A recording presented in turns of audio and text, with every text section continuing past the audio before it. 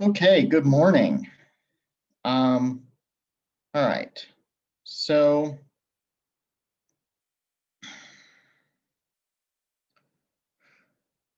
today I want to start by thinking about a case that gets mentioned in the text, and just to sort of make sure that we understand how this case, the doctrines that come out of this case and sort of how they develop in the Caribbean. And then I want to talk a little bit about a different issue. So the case that I'm interested in, that I want to talk about with you guys, is Walsh versus Lonsdale. Okay, Walsh versus Lonsdale. So let's take a second, and if you need to pull up your notes or pull out your textbook or pull something up on the internet that tells you about Walsh versus Lonsdale, go ahead and do that. And we will take just a second to do that, and then we'll take it from there.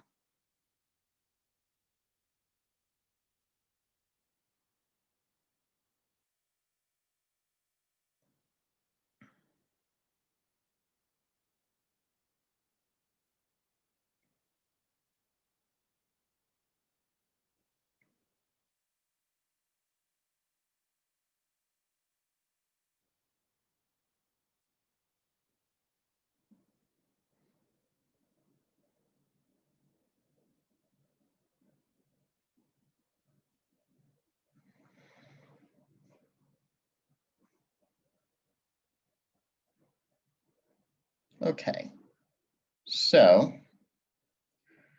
first question, right? What are the facts in Walsh? Right, and just the facts. We're going to go on to the discussion of what the court does after that, but first let's just figure out what are the facts.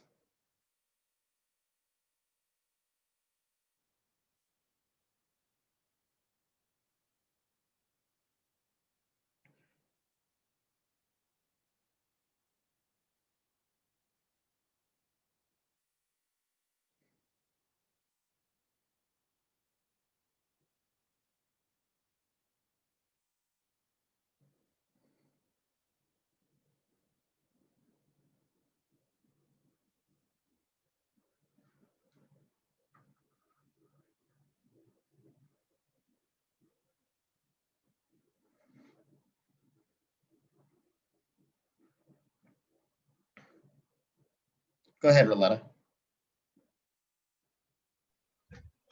So I'm reading from Usu. Okay. In Walsh and Lonsdale, Walsh entered into possession of a cotton mill under written agreement with Lonsdale for a 7 years lease. It was agreed that a deed containing inter alia a provision that the rent should be payable 1 year in advance upon Lonsdale's demand should be executed. No deed was executed. Walsh went into possession and paid rent quarterly in arrears for a year and a half. Lonsdale then demanded a year's rent in advance. Upon Walsh's refusal to pay, Lonsdale distrained for the amount. Walsh brought an action for illegal distress. Great, great. So let's start by unpacking some of these facts a little bit. What does it mean to pay the rent quarterly in arrears?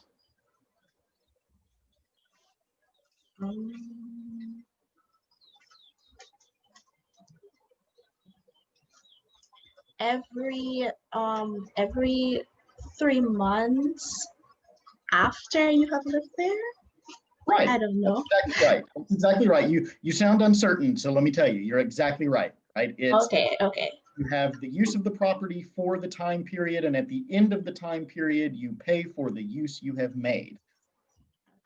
Okay. I will tell you, I have never paid rent in arrears.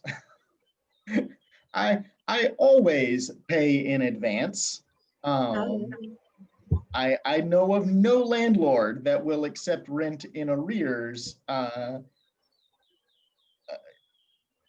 except maybe in some very specific sort of circumstances where you're trying to pay but you have financial issues. So yeah, this is a thing that is out there, but that we don't really see in modern days, right? I don't know. I'm living in the second place in the Caribbean that I've ever lived in my life. So maybe this is something that's very common in the Caribbean, and I just haven't been fortunate enough to find a landlord. But I've never seen it before, except in old court cases. So yeah, he's paying in arrears. And then the landlord demands payment in advance. What do we think might be going on here? Like this is a, there's a larger dispute here than what we're being presented with.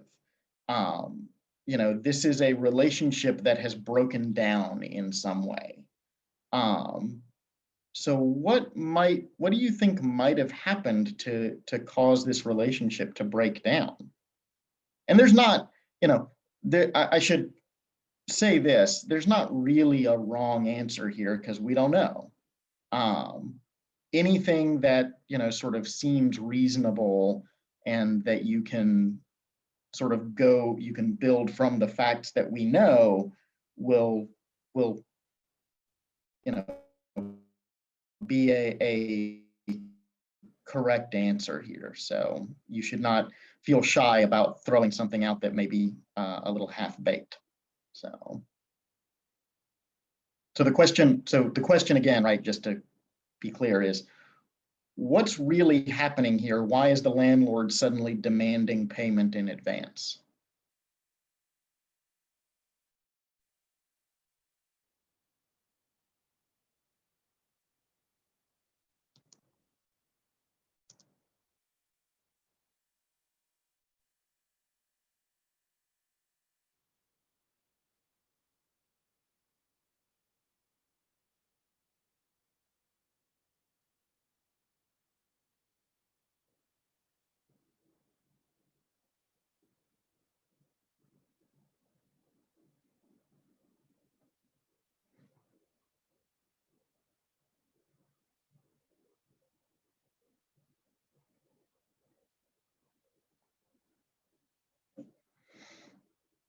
Maybe the tenant wasn't honoring that arrangement, right? Not paying on time. Certainly possible, right? It's not unheard of for a landlord to be willing to defer certain payments if they are, as long as the money's coming in on time, and then when the money suddenly becomes less timely, to suddenly make demands intended to throw the tenant out. but why, what might be going on outside the walls of the mill to lead the tenant, to cause the tenant not to be paying on time in some way?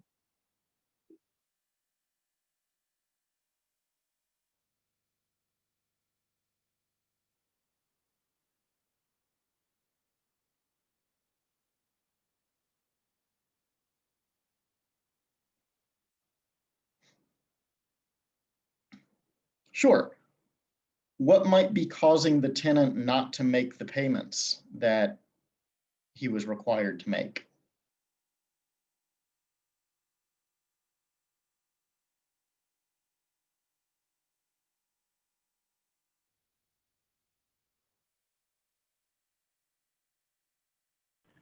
I must say I'm not familiar with the facts of the case, but I'm guessing maybe it was that he didn't have the finances at the time to pay. Probably he was getting into difficulties and wasn't able to meet the arrangement to pay on time.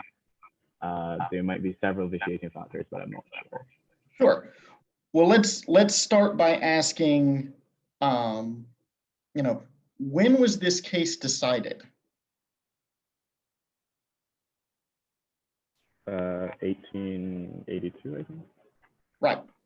So this is a cotton mill in 1882. Can we think of any world events that might change the ability of a cotton mill to operate in the 1870s and 1880s?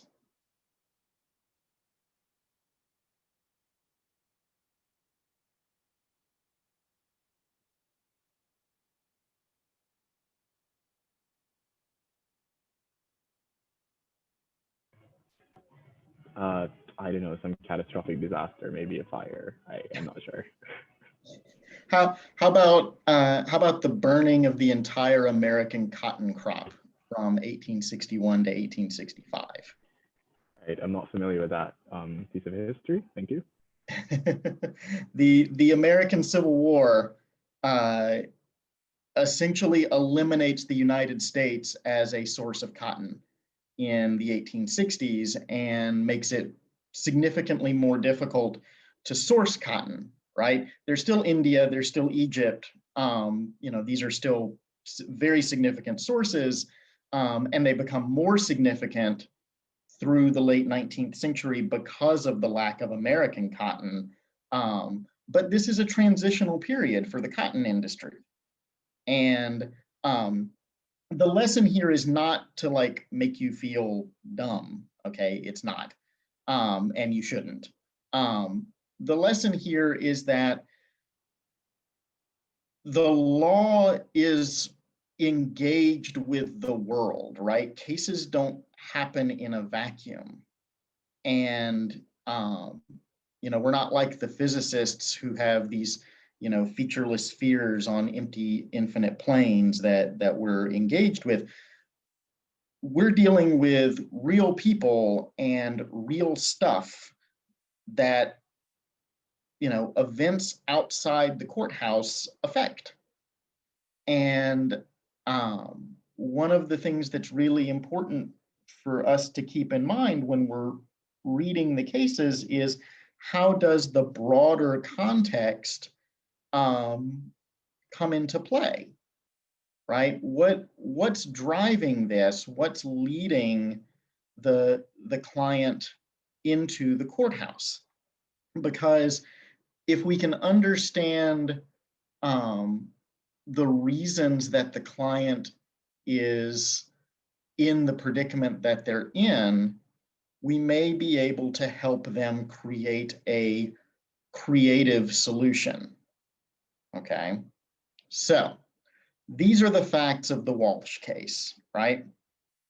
The one thing that's missing from the facts that is alluded to in Professor Owusu's text, but he doesn't say it out loud, is that the rent that was owed under the contract was variable, and it depended on the number of looms that Walsh brings into the mill, okay?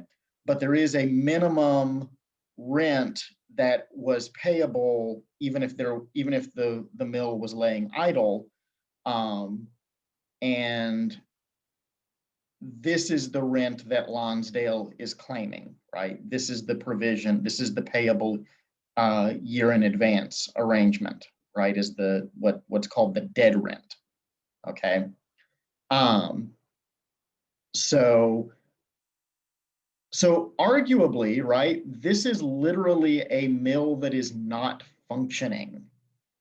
And so now that's why the landlord is demanding the dead rent paid in advance.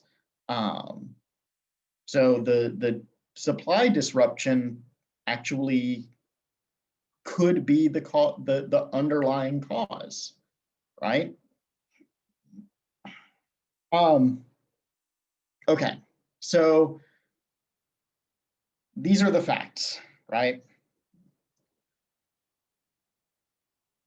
What are, Roletta points out that the actual claim that is brought is for unlawful distress. So why don't we start by making sure that we're clear on what the claim is? What is distress in this context?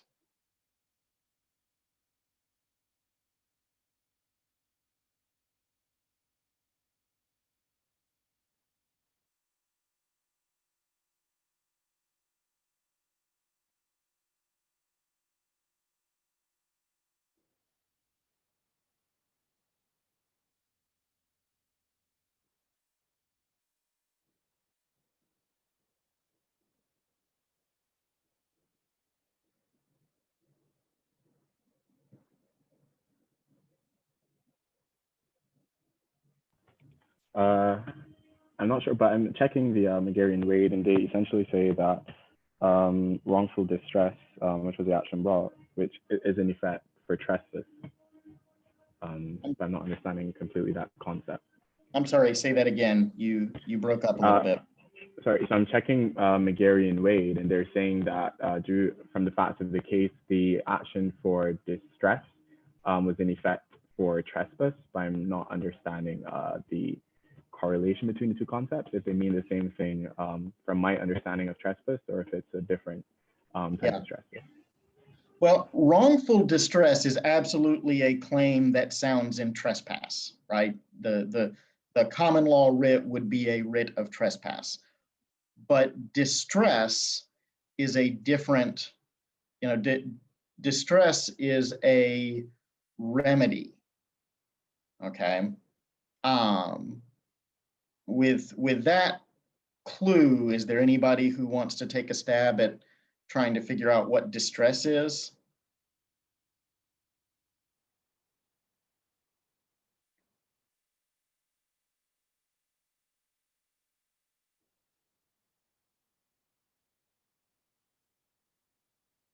It's a seizure, right? It's a self-help seizure by a creditor, right? So to distrain an item is to go and essentially grab it and use it to satisfy the debt that is owed, right? You can either hold it, sort of hold it hostage, or you can sell it, right? And that is what distress refers to.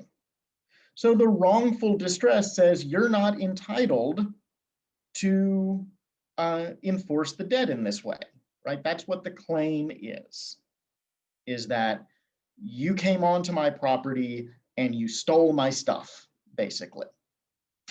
And you're claiming that it's to satisfy this debt that I owe you. Okay. So this is the claim. What's Walsh's argument for wrongful distress? What is the argument that he makes to support the claim?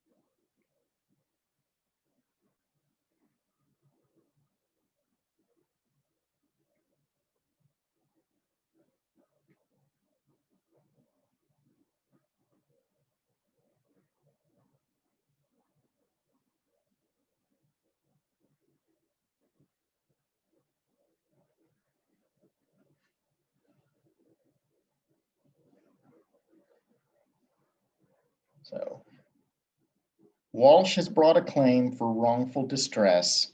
What's the argument that he offers to support that?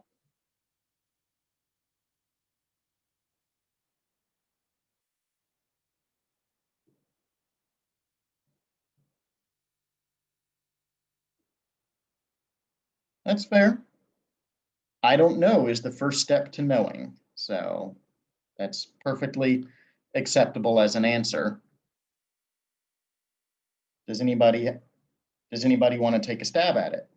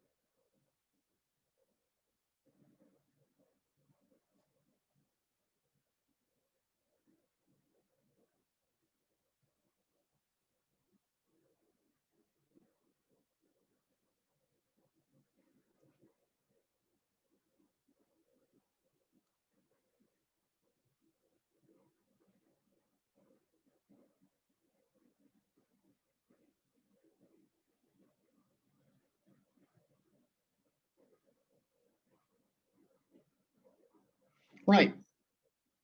Trevon's exactly right. Walsh's argument is, look, this is a contract for a lease.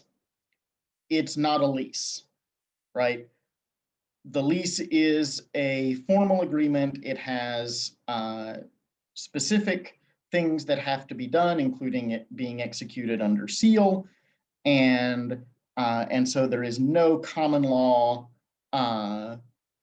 landlord-tenant relationship, which means that this remedy is not appropriate, right? If I don't have the formalities of the lease, then I'm only a tenant for year to year, which means that I can come to my landlord in July and say, okay, come January, I'll be gone. And here ends, that ends the relationship, and that ends my obligation to pay. And so by demanding a year's rent in advance, the landlord deprives me of the ability to provide 6 months notice, right? And the use of distress is not available because this is not a legal relation, a common law relationship. Okay.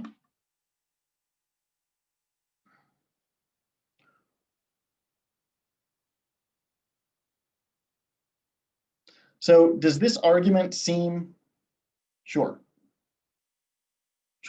absolutely. Okay. So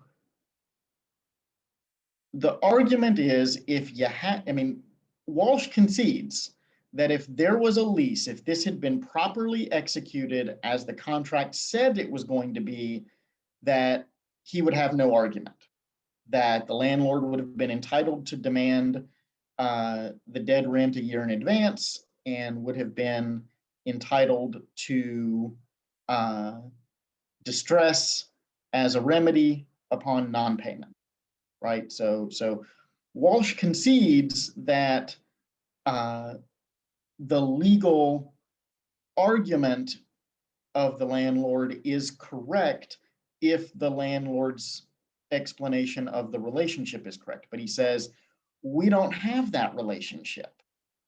You never executed the deed for the lease, right?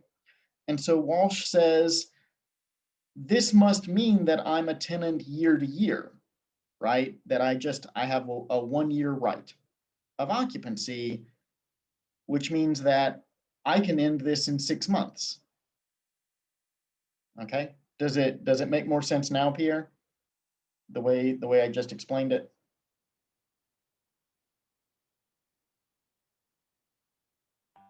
Yeah, sir. Thank you. Great, awesome.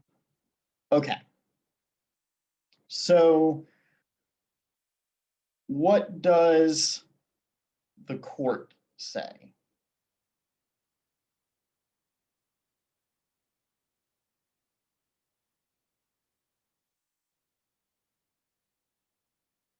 The court says pay up, right? Why does the court say that?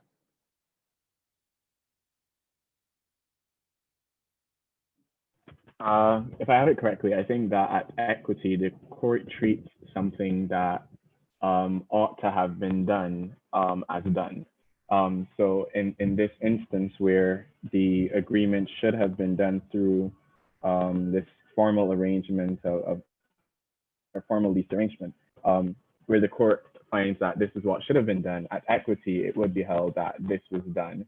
And then they would move forward from that point in making a decision based on that assumption or that rule. So in this instance, because this was not done through a formal arrangement, because this was not done at law, I mean, the argument was that, you don't have this right, or you don't have this ability to look at distress just because this was not done under a formal arrangement. The court then says, well, even though that is the case, when we look at this and we use equitable principles, we understand that if this was supposed to have been done or ought to have been done, we as the court will deem that it was done, and then from that point make a decision on what the result or the decision of the case should be. That is correct. Let me see if I can explain it so that it's a little more clear, because you have correctly described what the court says. Okay. But boy, it's not terribly clear in some of the language that the court uses. So let me see if I can unpack this a little bit. The court is taking the stance that if the contract created an obligation to do X, Y, and Z, the fact that you didn't do X, Y, and Z is not an excuse to not hold you to the consequences of X, Y, and Z. So the contract says, we will execute this deed to create a lease. They never do. But the court says that, we're going to hold you to that as if you had done it. Because that's what equity demands, is that we hold you to this obligation that you have undertaken. Okay? And the specific reason that the court is comfortable doing this in this case is because the contract is capable of specific performance. So if Lonsdale had taken Walsh's money and locked him out of the mill and said, ha, screw you, buddy, Walsh could have brought a claim and obtained an order specifically forcing Lonsdale to let him onto the property, right? And allow him to make use of the mill. Okay. And so the flip side of that is also true. Lonsdale has the right to demand the specific performance of the dead rent paid a year in advance. So does this make sense now? A little bit more sort of what the court is doing here. Let's hear from somebody we haven't heard from, just to make sure you guys are still awake.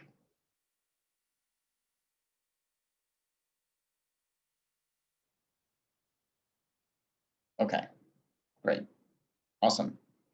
So this is where the contract for a sale creating a equitable version of a legal interest comes from. Okay, we talked about that on Thursday. It was not, I don't think that conversation was necessarily very clear, but I think that maybe after this, it may make a little more sense, right? So we have a contract that declares an intent to create a legal interest in land that is capable of specific performance, right? So these are the three requirements for a contract to create an equitable estate, right? Okay. What questions do you guys have about Walsh and about contracts for the sale of goods?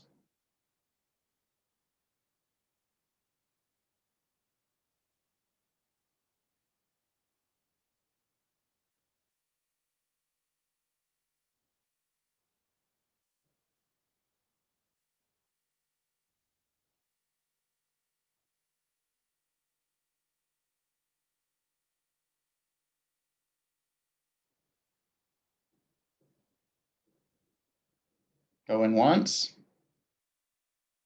going twice. Okay. Let's move on. There's one other thing that I want to talk about today. Let me put something in the chat.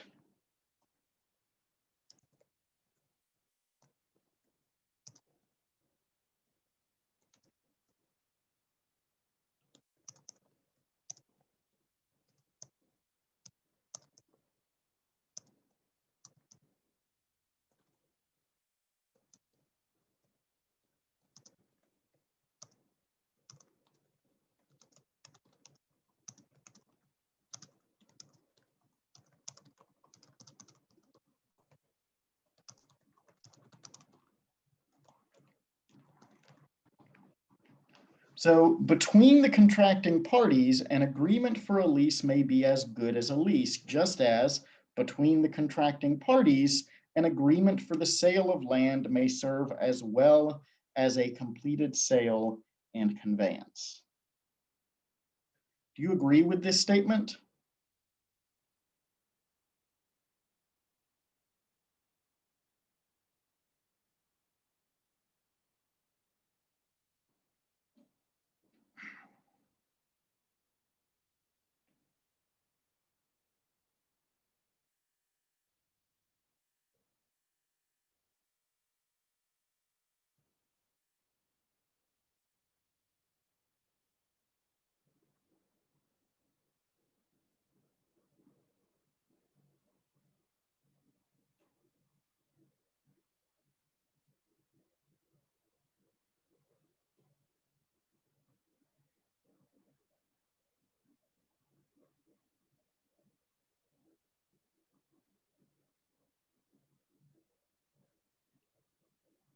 Don't everybody jump in at once.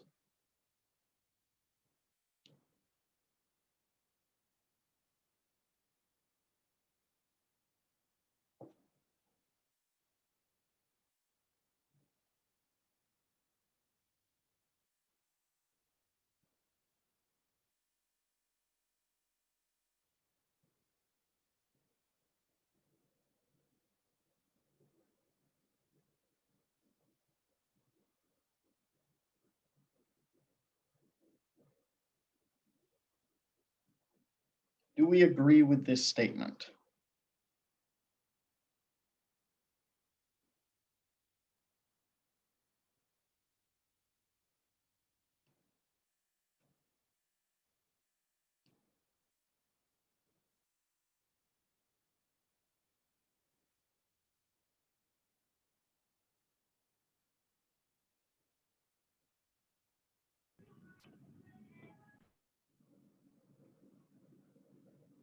Go ahead, Pierre. Or whoever came off mute. That was me, but I just to say that I'm not quite clear on this. Well, I guess, the first question would be, what is it that isn't clear?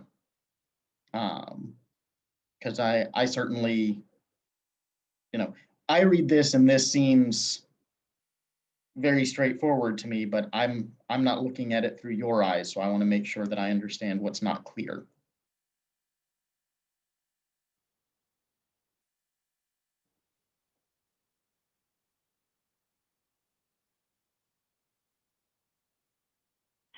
I think for me, it's just understanding what principles I'm attributing this specific statement to and analyzing it. So I get the, between the contracting parties, the lease may be good as a lease, and I get what the statement is saying, but just in analyzing it or critiquing it, what areas I should be looking at. Well, I mean, I guess the first thing would be to say, what's it saying, right? So what's the statement say?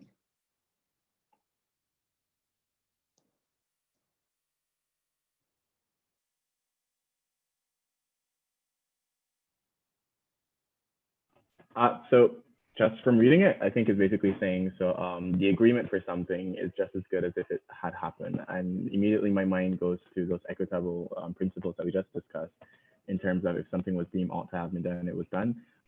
So in this instant, the agreement or the fact that two persons intimated that, this lease is going to happen is as good as if the lease has started.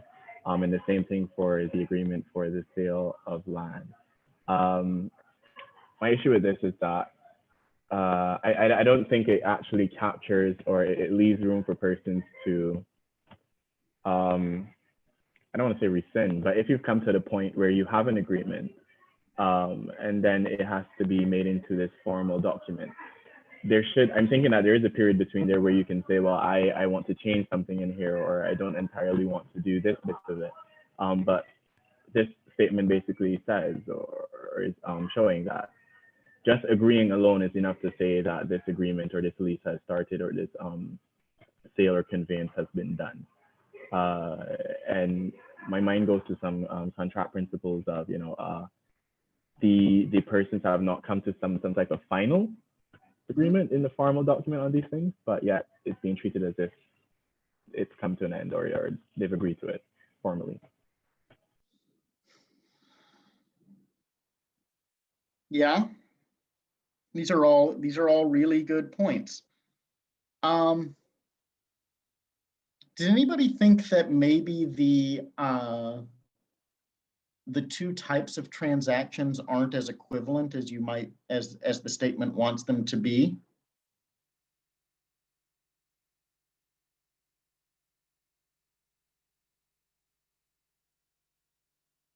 So what are the two transactions in the statement is the first, I guess, the first piece of that puzzle, right?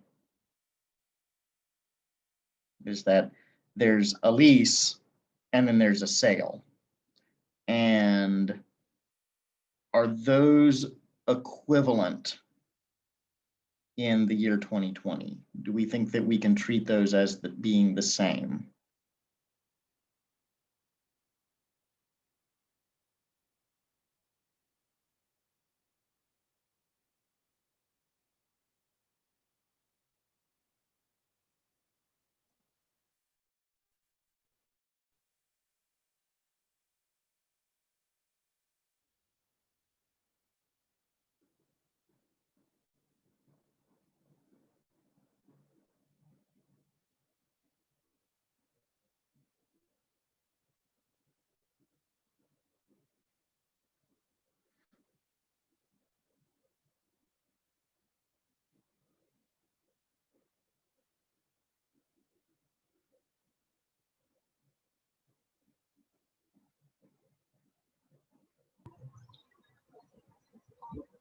Go ahead. Is it that in an agreement for sale, you're basically giving over the entire estate? So you would have to it wouldn't be as straightforward, meaning that you'd have to think about what other interests there are and yeah, basically what other interests there are in the estate, as well as whether the conveyance is done properly. So just making the agreement doesn't necessarily create, isn't necessarily complete because there might be other interests involved. That's absolutely, I mean, that's a legitimate point, right? I think that's right. Do we think that that's something that's unique to sales, or do we think that that could be an issue for leases as well?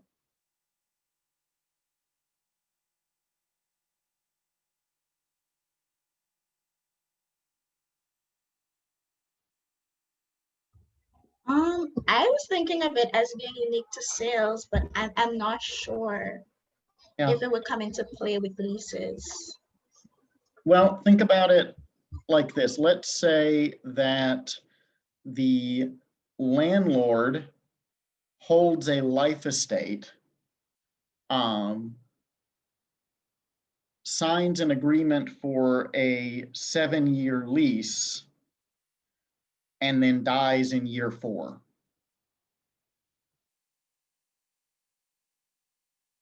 Does the remainderman have any sort of obligation to the tenant? Okay, well, yeah, I could see how it would come into play there.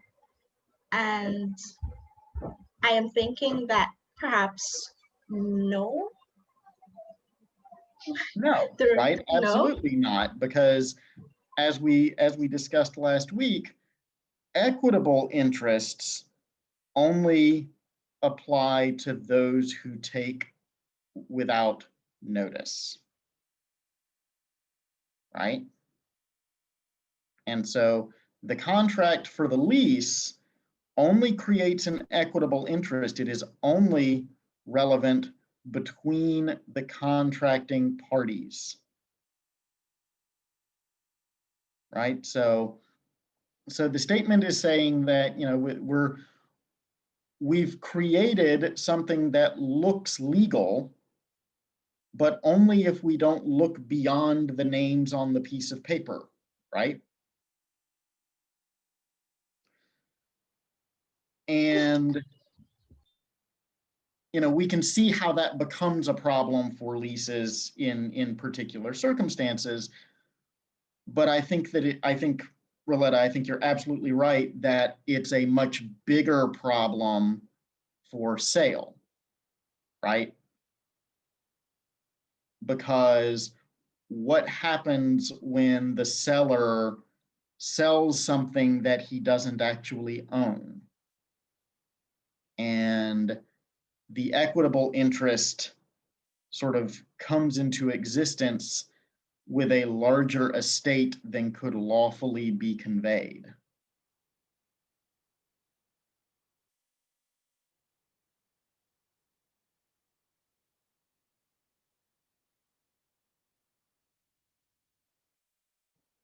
So let me let you guys in on a little secret. This sort of thing is part of why we developed modern title registration systems, is to make sure that any interest in land was conveyed with a proper chain of title and that nobody conveyed more than they had. And so that anybody who bought with knowledge and notice of what interests were out there that they had to deal with. Okay. So these are all real problems. These are all legitimate problems.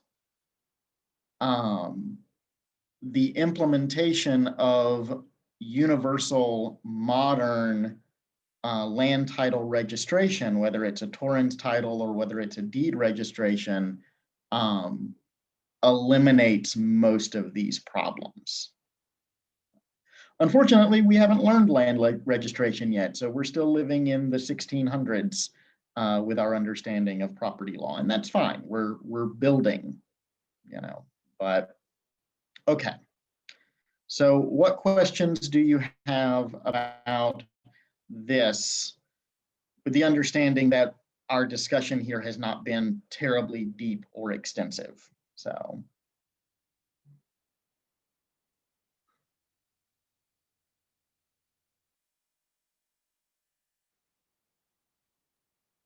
What questions?